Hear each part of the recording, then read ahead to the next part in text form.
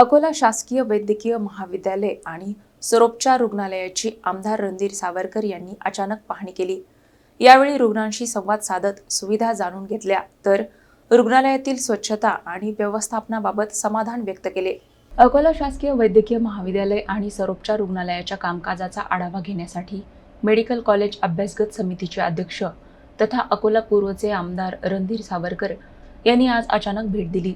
यावेळी त्यांनी विविध विभागांची पाहणी करत रुग्ण आणि त्यांच्या नातेवाईकांशी संवाद साधून उपलब्ध सुविधा व अडचणींची माहिती घेतली। या पाहणी दरम्यान अकोला महानगरपालिकेच्या महापौर शारदा खेडकर याही उपस्थित होत्या।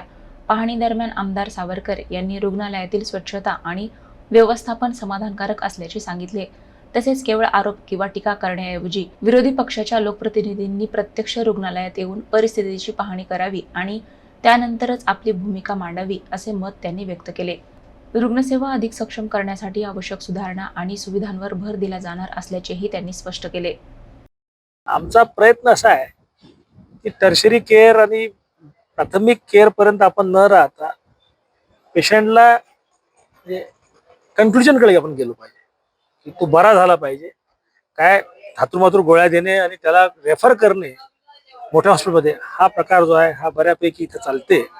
याला कुठतरी आपल्याला थांबावं लागेल आणि म्हणून आपला राऊंड होता। आता आपण प्रयत्न करू येणाऱ्या दिवसात की आपल्या पेशंटचा संपूर्ण इलाज हा इथंच झाला पाहिजे। म्हणजे आपल्याकडे डॉक्टर सागर भांबेरे आहेत, डॉक्टर तोलोकर आहेत, आपण एंजिओप्लास्टी करू शकतो, आपण डोक्याचे सर्व ऑपरेशन्स करू शकतो, ऑर्थोपेडिक मध्येही चांगले डॉक्टर्स आहेत, म्हणजे तुमचे सिक्युरिटीवाले आहेत, त्यांचं एकंदरीत काम मला सुधारण्याला वाटून राहिलं। सुधारणेला तर शेवटपर्यंत वाव राहील, परंतु पहिले जे परिस्थिती अशी निश्चित स्वरूपात आपण चांगल्या पद्धतीने पुढे जाऊन राहिलो। मी इथल्या पूर्ण स्टाफचा आभारी मानतो, कौतुक करतो आणि अधिकाधिक चांगलं काम ते करतील अशी अपेक्षा व्यक्त करतो। मला असं वाटतं विरोधकांनी विरोध केला तरी आपण तो सकारात्मक घेतला पाहिजे ना।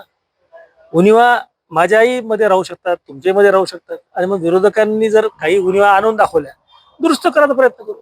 व्यवस्था ही तोळासाठी नसते, व्यवस्था ही सुधारण्यासाठी असते आणि म्हणून मला विरोधकांचाही म्हणजे आभारच मानले पाहिजे की ते उणिवा दाखवतात आणि आपण अधिक सुधरत जातो।